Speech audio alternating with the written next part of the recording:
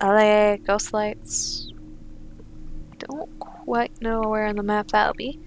It's the opinion of this researcher that inadequate attention has been paid to the Southeast Asia, and in particular the Himalayas. Research into first civilization peoples and the subtle fingerprints that they have left throughout the world would benefit greatly from further investigation into the region. For examples, we may find a prime example in the form of LA ghost lights, often reported by fishermen. The lights appear over marshes and possess the power to direct, waylay, and even compel victims to drowning, but have also proven useful as navigational aids. Gas seems like too facile an explanation. Has genetic memory research yielded evidence of anything similar? Ghosts or gas or something else. In the Himalayas, they are said to be souls of deceased fishermen. We really don't take fishermen seriously enough, do we? How many times has a simple fisherman village yielded significant information, if not treasure? Yeah, maybe you should listen to local stories and legends and religions. It might actually be useful for history. Surprise! Bermuda Triangle, we must surely be the most intently studied. What must be surely the most intently studied region whose very existence is routinely denied by official sources. The Devil's Triangle has been held responsible for countless vanished vessels, aircrafts, and ships alike since the earliest days of sail. The region techno-omnivorous tendencies have been attributed to many magnetic pull of the lost continent of Atlantis, to UFOs, and even the unnamed mysterious forces. While the area still holds much interest, we firmly believe in the power of science over superstition. We have been unlucky in researching this area and can claim only to have contributed 2 small aircrafts, a ship, and several $100,000 of research equipment to the hungry maw of its continued mystery. For the time being, it may be safer to pursue greater knowledge of the region through genetic memory research via the Animus program. Chichen, it's one of the most popular tourist attractions in Mexico today. Chichen, it's mispronouncing that horribly, I'm sorry, was once one of the largest cities of the pre-Columbian Maya civilization, boasting a mix of architectural styles from across the empire. It is also known to include contributions from members of the first civilization believed to have fought on the front lines against human rebellion. In particular, the technologically advanced system of caves, tunnels, and puzzles that runs underground between the Castillo Temple and the Cenote Sagrado are rich with first civilization artifacts. Excavated in the 18th century in controversial digs ordered by Madeleine de Reyes, these range from prophecy discs to rings to shards. Voluminous in quality, they are minor but culturally significant artifacts which, as a collection, provide us with the best pictures we have of life on Earth in the months preceding the Toba catastrophe. The site is currently under federal protection, but we are close to reaching an agreement with the Mexican government. Easter Island? Well, that's where Easter Island is. I never actually looked on the map where it was. Located at the southern eastern point of the Polynesian Triangle, Big Rapa is home to some 887 moai statues created by Rapa Nui people, one of the most isolated inhabited islands, a territory of Chile protected as a UNESCO World Heritage Site. It has proven difficult to study closely in the century. Some records are available from the 18th century, when the Rapa Nui suffered from disease communicated by European sailors. 19th and 20th century records dedicate slave raids, famine, war, and deforestation. Despite this rich and perhaps tragic history, it is the moai statues that are the most heavily protected. Carved from the stone of an extinct volcano, is not known how they were transported. Yes, it is! Hey, go back to that sailors. We need to trust sailors more. Europeans arrive and go, hey, how were these moved? And the indigenous people went, yo, they were walked there. And we're like, haha, I don't know what you're talking about. That sounds weird and mad. Nope, literally a good verb for how it was moved was walked, where it's just essentially taking ribs and just tipping it and moving it forward on its, and just kind of forcing it to almost walk across the land. We do know how they were moved now. And surprise, if you listen to local stories, it would have been known earlier. Or was known. It's just in historical records by Western civilizations. It would have been known. Despite this rich and perhaps tragic history, it is always It's not known how the mystery fascinates tourists, but we can gain access to conduct a private archaeological excavation of the island. It is a petroglyphs and network of caves established by even early civilizations that we believe would yield the most productive results. Lake Vostok. Working with our Russian partners, we've secured an agreement to commence research into the subterranean lake that rests deep beneath the Vostok station in the accurately, if poetically named Pole of Cold on the east. That sounds like a wrestler name. Or at least a wrestling move. On the east Antarctica ice sheet, sitting approximately 350 meters above sea level, this freshwater lake rests 400 meters beneath the surface. A core ice sample was extracted in 2012, and will soon begin research that should provide a paleoclimatic record going back some 400,000 years. Isolated fossil water reserve samples may prove even older. Only time and science will tell what genetic marvels these magnificent samples will reveal, if not a window into first civilization life itself.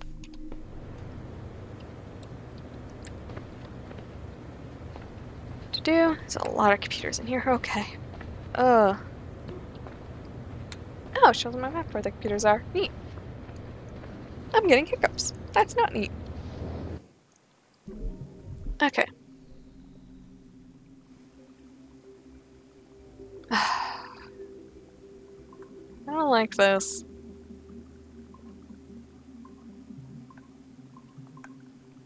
Okay.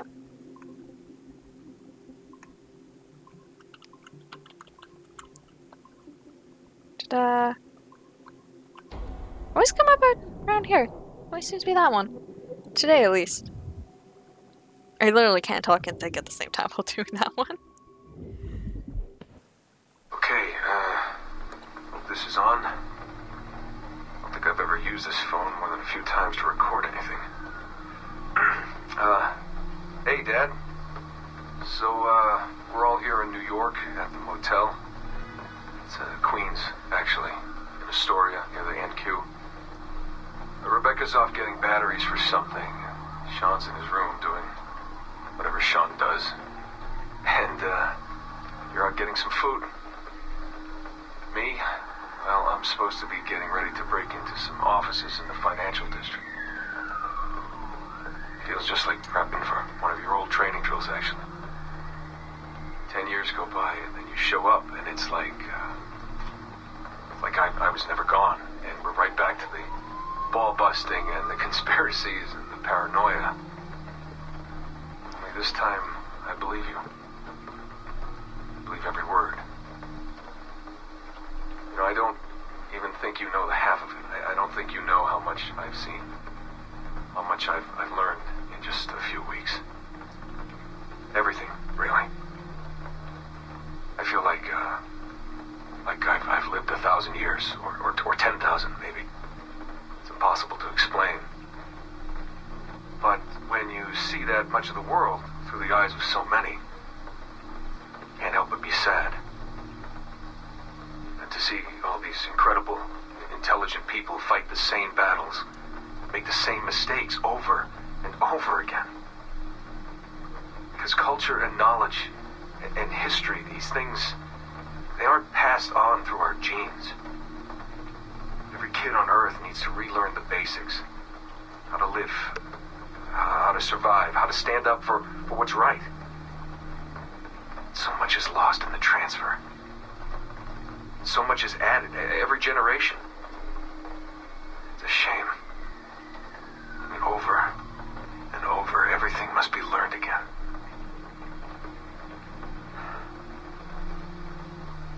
I met Clay, Dad. Clay Gesmerick, in the Animus. I knew him by his Abstergo handle, Subject 16. My predecessor. And he showed me things. He passed them to me, just before he died. Or got deleted or whatever. Everything he'd learned, everything he'd seen. God, how do I talk about this? So, guess you trained him. After I left, he really looked up to you, and now that I've seen through his eyes, I think I understand why. I'm glad you had him around, even if I wasn't there. The things he showed me.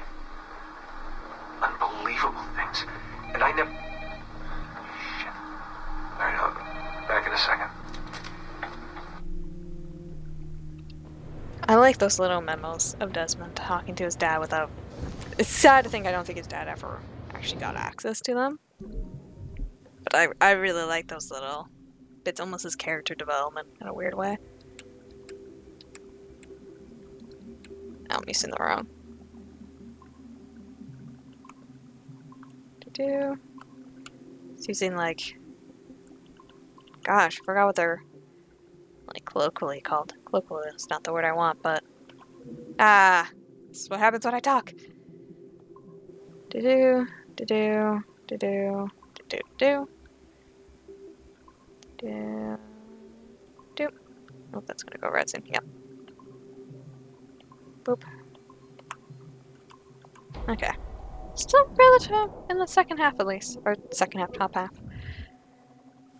Passing standard security protocols. Connection successful. Oh, this looks like it's gonna be a lot of reading. Bird. Oh, it's pictures. Yeah, Desmond? Yeah, you took the time to do a selfie there? Oh.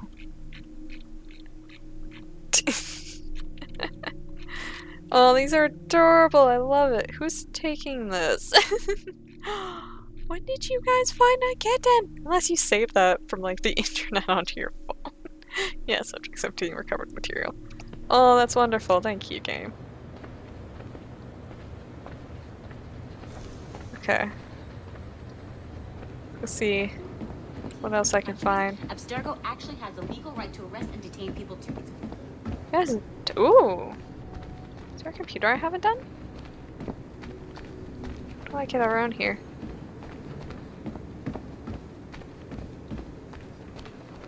Ooh.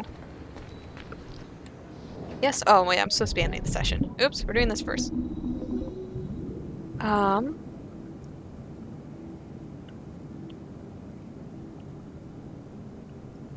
Oh, okay.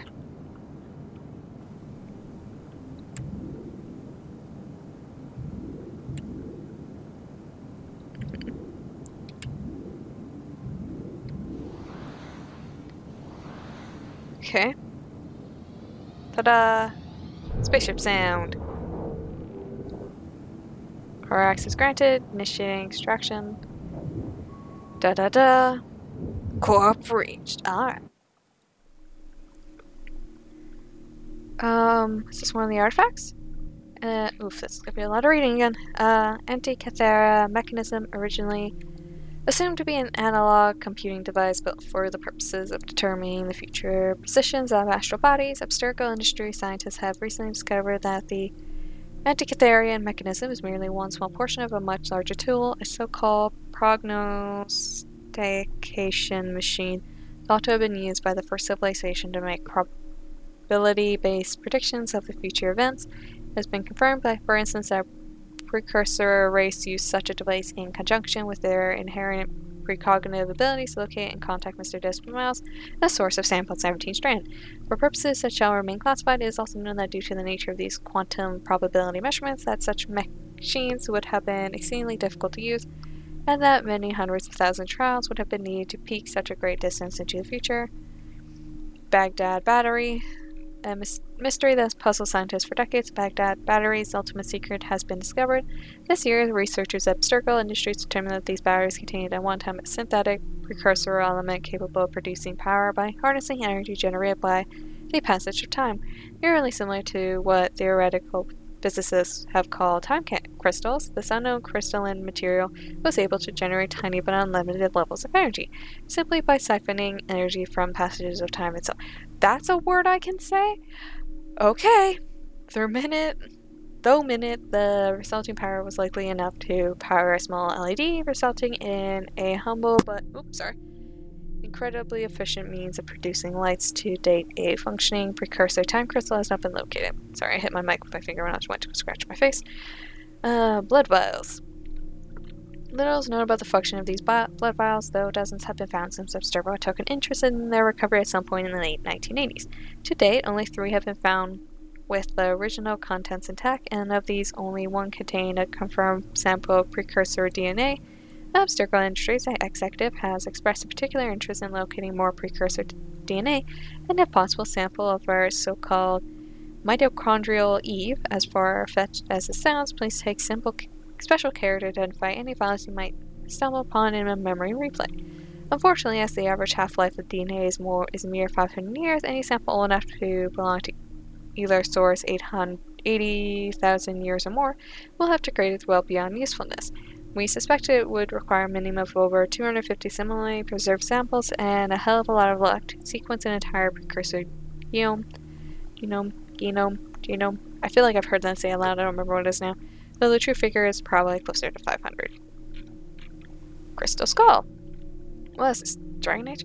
The ancient tools have been found on a few separate occasions and alleged precursor sites throughout the world. All our communication devices to some degree, although 3 distinct varieties have been discovered so far. All our communication devices so far. The first crystal skulls worked more like a mobile telephony device we use today. These allow multi-node communications between all who possessed a working device. A second crystal skull was later discovered to have a record and playback function, meaning a user could record and send audio-visual messages to multiple parties as frequently as he saw fit. A third set of crystal skulls discovered only recently seemed to have acted as a passive monitoring device, much like television multi-camera surveillance system setup. As yet, the cameras under the opposite end of these setups have not been found. It is unclear why these communication devices were designated to resemble such a macabre piece of anatomy, mental memory, but we have no reason to suspect that our precursor race, as intelligent as they were, didn't occasionally fall victim to gaudy fashion. Memory seals. This device, powerful in function but limited in scope, were used by precursor first civilizations to record brief memory impressions, which could then be played back or re-experienced by another user at a later date. Judging by their scarcity, fewer than 40 have been found or accounted for. It appears that these seals were not widely wielded casually by the precursor race, but were intended for use only by the wealthiest and most powerful members of society. To date, no seals containing required precursor memories have been found, and only a few have been known to contain any information whatsoever. The seals used by the assassin Altia Ibn Lahad to pass memory information to Ezio Auditore di Firenze are suspected to be functional to this day, but as of this writing, their whereabouts are unknown. As a point of interest, it can be revealed that many of Abstergo's early breakthroughs in genetic memory technology came about through close study of these artifacts, although current animist technology is not based on their architecture. Voynich manuscripts. That's the... Sorry, for a brief second I thought that was my school's crest. I'm like, that would be weird. No, it's not. It looks very similar. A fascinating puzzle as yet unsolved. We are deeply interested in finding the person or persons responsible for the creation of this magnificent and mysterious tome. All researchers assigned to European subjects living in the 15th to 16th century should be advised to pay special heed to any mention of this rare, valuable artifact, as if it would still be called that in the 15th or 16th century. Though recent carbon dating has given the manuscript a birth date of 1405 or thereabouts, Abstergo Industries has uncovered high classified information that complicates this theory greatly. One subject of great interest to us is the endeavor is the English philosopher Roger Bacon. Boop. Don't leave pizza just lying around, bro.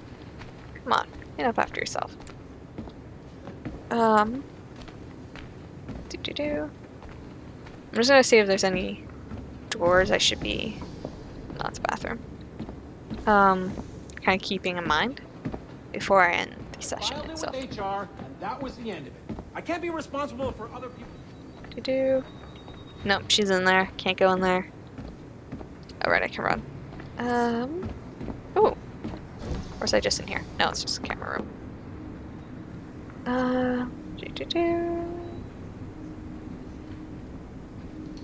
Looking for sticky notes. Don't see any. It's just a security room. It won't. There's no point in waiting for next session. Go.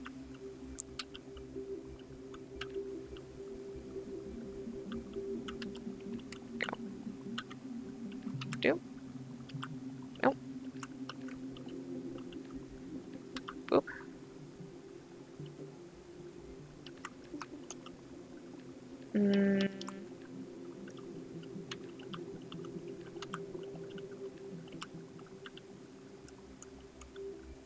Okay, so I want the...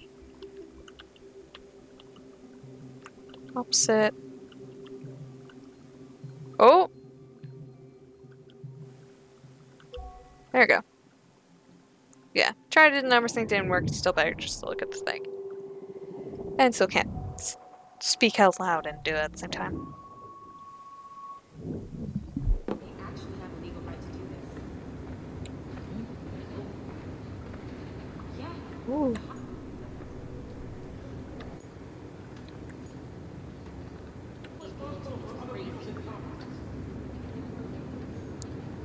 I think I missed something important.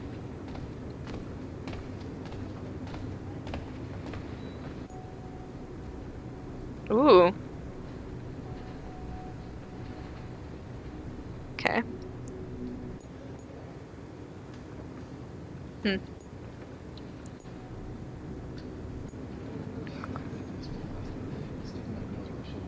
What happened? Poking around the surface, I found a small bit of sequence data on your mind. Minutes after loading it up, security was on my desk. Is that what happened? I saw them asking me questions. Yeah. They confiscated my evidence. And now my decision here is under review. Are you kidding? That's scary. Yeah, yeah it is. Okay.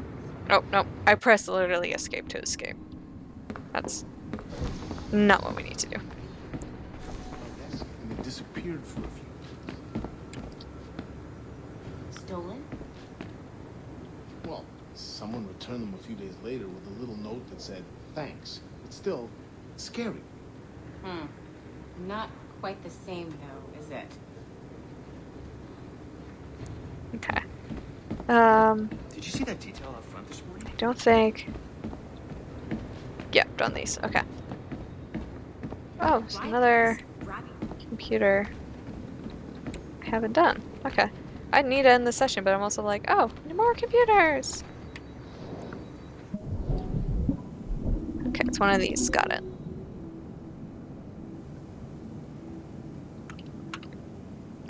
Where is it? That direction. Okay. I don't remember where I'm starting now. Oops, there you go.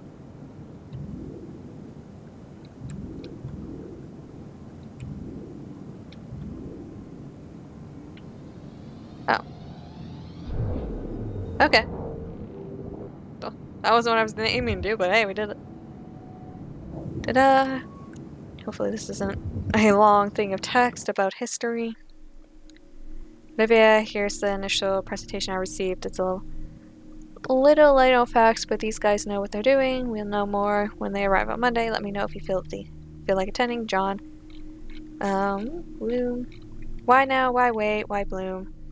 As the world's foremost innovator of high-tech, high-performance communications and security technology, Bloom stands poised to reshape the way we think about information security architecture, ISA. Specializing in everything from mobile telephony to home computing to digital imaging processors to network security systems, we take great pride in the fact that we help create most of the markets we now dominate. And nowhere is our expertise more apparent than our flagship product, CTOS, a groundbreaking property security software operating system. So what is CTOS? Confidential, privacy, security, integral, how did we ever do business without it, accessible, the touch of a button, available, we're everywhere, all the time, stable, it just works. Put simply, CTOS is the most stable and user-friendly software security controller ever devised, can observe for it to pass up its perfection. The CTOS dream, the Bloom promise. A dozen cities, 100 major corporations, 1,000 small businesses. For almost a decade, CTOS has served its clients' need with a track record unparalleled in the modern age. How do we do it? Durable, ultralight HD cameras, ultra-speed fiber optic networking, property, facial recognition software, multiple fail-safe data centers, cloud-compatible intelligence sharing, 24-hour customer support and service, ensure we have everything Abstergo needs to protect its unique intellectual property and more. The future is Bloom. We look forward to working with you. Ooh, we only have 11 more computers. Hack. Are these? I wonder if some of these computers are like, you can do them multiple times. Okay. So, actually I'm gonna step out. Next session, I am going to come back to this. We'll start doing it all over again. Wow, they sure gave me a lot of books. Huh. Interesting. Anyways, well, thank you for watching. Hope you had a good time. See you in the next video. Bye! Scratch that. I just found the fact that apparently we have a lot of messages we need to read. So, first, attention throughout... So, support team, windows cleaning attention throughout the week. Windows cleaners will be active outside the building on all floors. Please take extra care to maintain the confidentiality of your research and report any anomalous behavior to security or manager. Melanie LeMay. Bienvenue. Bienvenue. Welcome. Your communicators are key to access here at the Abstergo Entertainment. Please keep it with you at all times. Should you lose your communicator, contact the front desk. A recovery fee of $100 will be deducted from your next paycheck. Please respect your non-disclosure agreement. Our work here is exciting and confidential. Security breaches will not be tolerated. Have a great week. Chloe Lesnay. Hi there. Welcome to the team. We should have lunch sometime once you're settled. Evan Dean. Welcome aboard. Ahoy, mate. Welcome to the goods ship Abstergo Entertainment, where everything is always jolly and we love our work to death. Glad to have you aboard. I hope you're fun. I hope you're fun. The last guy was a little dumb. Well, just kidding. See you around. Emo Bodoret. Nice to meet you. I just want to say it's good to have a new face on the team. This is a great place to work, but some people can get a little negative times, if you know what I mean. Let's get coffee later. John from IT. Hey, John here. Nice meeting you. If you have any problems with your animus, feel free to shoot me a message. I don't extend this privilege to everyone, but Melanie tells me you know your stuff. Good enough for me. Evan Dean, researching something. Hey there, buddy pal. What's that you got your research? They got you researching over there. Hush hush. Top secret. Good for you. Abstergo protege. You. At least they trust someone. Glad it's you. Security team. Security warning. Due to the recent data leak, new security measures will be instigated. Please remember to follow guidelines concerning your communicator, cubicle, and as always, honor and respect your NDA. Support team. Recent departures. A number of colleagues have recently accepted voluntary separation packages or transferred to other subsidiaries of Abstergo Industries. Please wish a warm goodbye to Sari, Scouts, Mesta, and Chloe listening. Ooh, bon voyage. She was in the emails. She was the one that was also like, hey, let's not focus on war, maybe. Ever notice the weird vibe in this place? I'm serious, it's not all sushi and lattes. I think we had to leave our old office because it was haunted. No, seriously though, why does a company that's only 2 years old have the resources for an office this size? Not to mention the aquarium elevator, that's some sensible spending right there. Yeah, no, that's a very good point. Emo Bodot, party like it's 1984. Just out for a walk around the aquarium, and I gotta ask how you notice all the cameras in this place? Why do they need to watch us so closely? We're making games for crying out loud, not weapons or something. What's your take on all this? Okay, so this is the last one. John from IT, communicator updated, computer access. Hey there, I tweaked your computer a bit. You can now take a peek around the building using security systems, cameras. Be sensible with this incredible new power. Okay. I think that's it now, officially. Yeah, I came in here and I just saw that there was like 11 messages. I'm like, I should probably read that. Ooh. Sticky notes. Oh my gosh, okay. I really need to end the session, but now I'm like, what is this? What do you mean I can now? How have I not noticed there was a map for this? Where's the sticky note? Is it like on this side?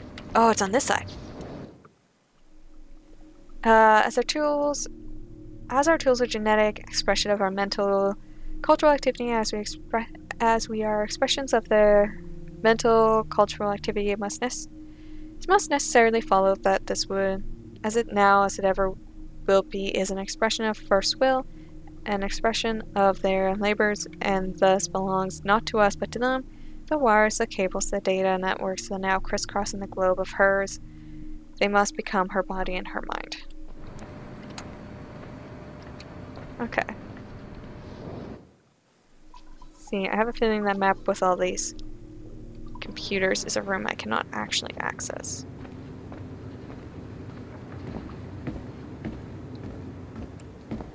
Yet. Is this the right way?